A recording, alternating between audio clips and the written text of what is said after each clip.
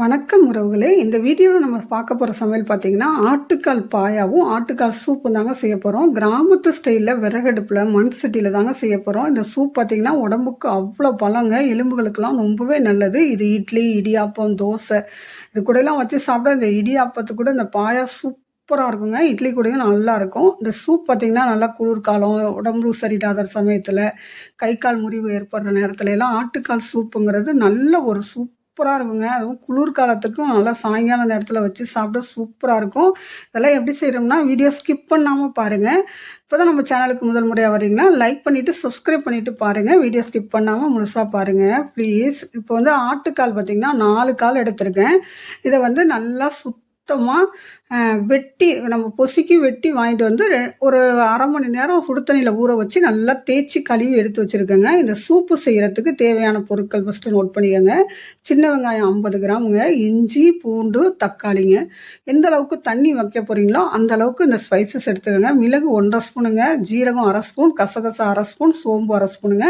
இது ரெண்டையும் நல்லா அரைச்சி எடுத்துக்கணுங்க. பேஸ்ட்டு மாதிரி அரைச்சி எடுத்துக்கணும். ஆட்டுக்காலை வந்து வெட்டி வாங்கிட்டு வந்தாலும் ஒரு 10 நிமிஷம் சுடு தண்ணியில் ஊற வச்சு கழுவி எடுத்து வச்சுக்கோங்க. அவ்வளோதாங்க. இது வந்து தாளிக்கிறதுக்கு பாயாவுக்கு அரைக்கிற பொருள் பின்னாடி பார்த்துக்கலாம். வீடியோ ஸ்கிப் பண்ணாமல் பார்த்து தெரிஞ்சுக்கோங்க. அடுப்பில் வந்து விறகடுப்பில் ஒரு மண் சட்டி வச்சுட்டேங்க. ஒரே 1 ஸ்பூன் எண்ணெய் ஊற்றிட்டு நம்ம அரைச்ச சின்ன வெங்காயம், தக்காளி, இஞ்சி, பூண்டு, சோம்பு, ஜீரகம், மிளகு, கசகசா இந்த பேஸ்ட்டுங்க. இதை போட்டு நம்ம லைட்டாக வதக்கி கொடுக்கலாம். எதுக்காக வதக்கி கொடுக்குறதுனா இந்த சூப்பை வந்து நீங்கள் அப்படியே காலை போட்டு மஞ்சத்தூள், உப்பு போட்டு இதையும் போட்டு ஓவர் நைட் அப்படியே விட்டாலும் நல்லா இருக்குங்க. ஆனால் இந்த காலத்துல எல்லாம் பார்த்தீங்கன்னா இந்த சுட்ட வாசனை வருதுங்கிற ஒரே ஒரு காரணத்துக்காக சாப்பிட மாட்டேங்கிறாங்க. இது கூட கொஞ்சம் மஞ்சத்தூள், கல் உப்புங்க, கொஞ்சோண்டு கல்பாசி கண்டிப்பாக போடணுங்க. மட்டன் எது செஞ்சாலும் கல்பாசி போடுங்க. சூப்பரான வாசையில் இருக்கும். அந்த சுட்ட வாசனை வராமல் இருக்கும். அதே நேரம் அந்த இஞ்சி பூண்டோட பச்சை மணம் போய் நம்ம வணக்கிட்டு அப்புறமா அந்த காலை போட்டு நம்ம சூப் செஞ்சோம்னா இந்த சின்ன குழந்தைங்கள்லேருந்து பெரியவங்க வரையும் வேண்டான்னு சொல்லாமல் சாப்பிடுவாங்க. அதுக்காக தான் நம்ம லைட்டாக வதக்கிறது. இதுலேயே கொஞ்சம் காலையும் போட்டு லைட்டாக திருப்பி கொடுக்கலாங்க. எதுக்காகனா சீக்கிரம் குக் ஆகும். நான் பார்த்தீங்கன்னா ஓவர் நைட்டு அப்படியே விட்டுற போகிறேங்க. இதை ஓவர் நைட்டு விட்டுட்டோம்னா அந்த கங்குலையே அது நல்லா வெந்து வருங்க. வெந்து எப்படின்னா சதை வந்து எலும்பும் தனியாக கலண்டு வரணும். ஆட்டுக்கால் சூப்பு செய்கிறதுக்கு இது தாங்க கரெக்டான மெத்தடு. அப்படி வெந்து வந்தால் தான் இதில் உள்ள சத்துக்கள் வந்து ரொம்பவே நல்லாவே கிடைக்கும். நம்ம எலும்புகளுக்கு நல்ல பலத்தை தரக்கூடியதுங்க. இப்போ மூடி போட்டு ஓவர் நைட் அப்படியே விட்டுறணுங்க. ஓவர் நைட்டு விட்டுட்டு மறுநாள் காலையில் இந்த சூப்பை வடித்து சூப் மாதிரி எடுத்து வச்சுட்டு அதுக்கப்புறம் நீங்கள் அந்த காலை எடுத்து பாயா செஞ்சிங்கன்னா வேறு லெவல் சுவையில் இருக்குங்க. நீங்கள் சூப் மாதிரியும் வச்சுக்கிறதுனாலும் வச்சுக்கலாம். ஆனால் நான் என்ன பண்ணுவேன்னா இந்த ஆட்டுக்காலை நைட்டெல்லாம் வேக வச்சு மறுநாள் காலையில் அதை சூப் மாதிரி வடித்து எடுத்துட்டு அந்த கால்களை எடுத்து பாயா மாதிரி செஞ்சுருவேன் காலையில் டிஃபனுக்கு. இதை கொதிக்கிறதுக்கு லைட்டாக ஒரு கொதிநிலை வந்தது விறகெல்லாம் எடுத்துட்டு நீங்கள் என்ன பண்ணணும், நெருப்பில் போட்டுருங்க. நெருப்பில் ஸ்லோ குக்கிங்னு சொல்லுவாங்கள்ல, அந்த காலத்து குக்கிங் அந்த மாதிரி ஸ்லோ குக்கிங்கில் இது வேகணுங்க. ஏன்னா நம்ம தண்ணி ரொம்ப நிறைய ஊற்ற வேண்டியதில்லை, கம்மியான தண்ணி ஊற்றினா போதும். இது வந்து பாயாவுக்கு அரைக்கிறதுக்குங்க. தேங்காய், முந்திரி, கசகசா, சோம்பு, மிளகுங்க. இதை வந்து நம்ம அரைச்சி வச்சுக்கணும். முந்திரி கசகசாக ஊற வச்சு அரைங்க. தேங்காய் பார்த்திங்கன்னா ஒரு மூடி அளவுக்கு எடுத்துருக்கேன். இதை அரைச்சி எடுத்துக்கலாம். இந்த கால் எப்படி வெந்திருக்குன்னு பார்க்கலாமாங்க. Over night வெந்திருக்குதுங்க. இந்த கால் பார்த்திங்கன்னா நல்லா வெந்து சூப்பராக தனியாக எலும்பு தனியாக சதை தனியாக கலண்டு வர்ற அளவுக்கு நல்லா வெந்துருச்சுங்க. இப்போ வந்து இந்த சூப்பு வந்து ரொம்ப கம்மியாக இருக்குதுன்னு நினச்சிங்கன்னா ஒன்றும் இல்லை, சுடு தண்ணியை வச்சு இது கூட கொஞ்சம் ஊற்றி சூப் மாதிரி நீங்கள் வடிகட்டி தனியாக சூப்புக்கு எடுத்துக்கலாம். எனக்கு பார்த்திங்கன்னா ஒரு 2 டம்ளர் அளவுக்கு சூப் அளவுக்கு இருந்ததுங்க. நான் இதை வடிகட்டி தான் எங்கள் வீட்டில் குடிப்பாங்க. ஏன்னா இதில் உள்ள சாறு எல்லாமே மிளகு, பூண்டு, இஞ்சி பூண்டு சாறு எல்லாமே நல்லா இறங்கிரும். திக்காக இருக்குதுல்ல, இது கூட 2 டம்ளர் சுடு தண்ணி ஊற்றி நான் வடிகட்டி சூப் மாதிரி எடுத்து வச்சுருவேங்க. அதுக்கப்புறம் அந்த பாயா எப்படி செய்யணும்னு பார்த்துடலாம். நல்ல ஒரு மணங்க, நல்ல வெந்து மலர்ந்துருச்சு. கால் வந்து தனியாக எலும்புலேருந்து கலண்டு வர்ற அளவுக்கு வெந்துருச்சு. இந்த மாதிரி வெந்தாதான் பாயா செய்கிறதுக்கு சூப்பராக இருக்கும். சூப்லேயும் எல்லா சத்துக்களும் இறங்கும்.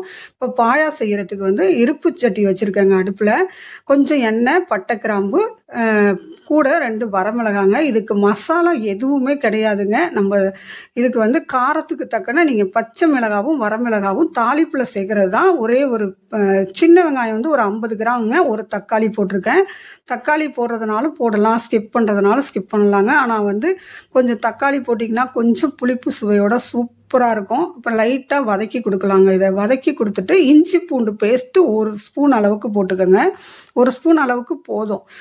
இப்போ வந்து கொஞ்சம் கொத்தமல்லி கருவேப்பிலையும் போட்டுட்டு இஞ்சி பூண்டு பச்சை மணம் போகிற அளவுக்கு நல்லா வதக்கி கொடுக்கணும். நம்ம அரைச்சிருக்கோம்ல தேங்காய், இந்த மசாலா அதையும் போட்டு வதக்கணும். காரம் உங்களுக்கு எந்த அளவுக்கு தேவைன்னு நினைக்கிறீங்களோ அந்த அளவுக்கு பச்சை மிளகாய் சேர்த்துக்கோங்க. பாயாவுக்கு தேவையான அளவு கல் உப்பு இப்போவே சேர்த்துட்டேங்க.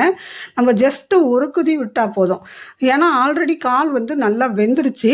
இந்த கசகசா முந்திரி இதுக்கு வந்து பச்சை மணம் இருக்குல்ல, அது போகிற அளவுக்கு ஜஸ்ட்டு ஒரு கொதி விட்டால் போதுங்க. அதுவும் நம்ம வதக்கிட்டு தான் சேர்க்க போகிறோம்.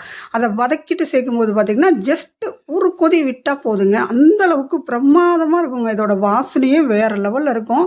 நீங்கள் இதே மாதிரி செஞ்சு பாருங்கள் உங்கள் வீட்டில். வேறு லெவல் சுவையில் இருக்குங்க. இந்த இஞ்சி பூண்டு பச்சை வாசனை போனதுக்கு அப்புறமா நம்ம அரைச்சி வச்சுருக்க இந்த தேங்காய் பேஸ்ட் இருக்குல்லங்க, தேங்காய் முந்திரி இந்த பேஸ்ட்டையும் போட்டு லைட்டாக ஒரு வதக்கி விடுங்க.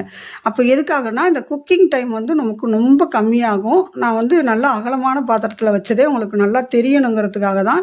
இதையும் சேர்த்து நல்லா வதக்கி விட்டோம்னா இந்த சோம்பு கசகசா இது பச்சை வாசனை போகணுங்க. அதுக்காக தான் ஜஸ்ட்டு ஒரு வதக்கி விட்டது. இப்போ தேவையான அளவு தண்ணி ஊற்றிக்கோங்க. எங்கள் வீட்டில் பாயா வந்து நல்லா திக்காக இருந்தால் ரொம்ப பிடிக்கும்.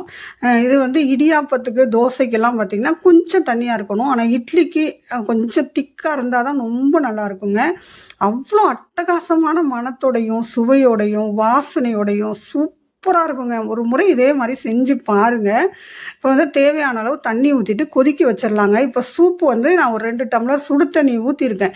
அதையும் வடிகட்டி எடுத்துருக்கேங்க. இதில் வந்து நம்ம என்ன பண்ணணும்னா கஸ்தூரி மேத்தி இருக்குதுல்ல, அதை போட்டு நம்ம மிக்ஸ் பண்ணணும். அந்த காலெல்லாம் நான் தனியாக எடுத்து வச்சுட்டேங்க பாயாவில் போடுறதுக்காக. எந்த அளவுக்கு வெந்திருக்கு பாருங்கள். எலும்புலேருந்து சதை தனியாக கலண்டு வர்ற அளவுக்கு வெந்திருக்கு. இந்த சூப்பில் பார்த்திங்கன்னா கொஞ்சமாக கஸ்தூரி மேத்தி, கொத்தமல்லி, கருவேப்பிலை அவ்வளோதாங்க போட்டு மிக்ஸ் பண்ணி வச்சா போதுங்க. இதில் வந்து நல்ல காரம் சரமாக அப்படி இருந்ததுங்க. நல்ல சளி இருக்க நேரத்தில் இதை சாப்பிடுங்களேன், செம்ம சூப்பராக இருக்கும். இப்போ நம்ம பாயா வந்து கொதிக்க ஆரம்பிச்சிருச்சுங்க. கொதிக்க ஆரம்பித்த உடனேயே நம்ம கால்களை சேர்த்துடலாங்க. ஆட்டுக்கால் எல்லாமே சேர்த்துடலாம். நான் மொத்தமாக 4 கால் எடுத்தேன்.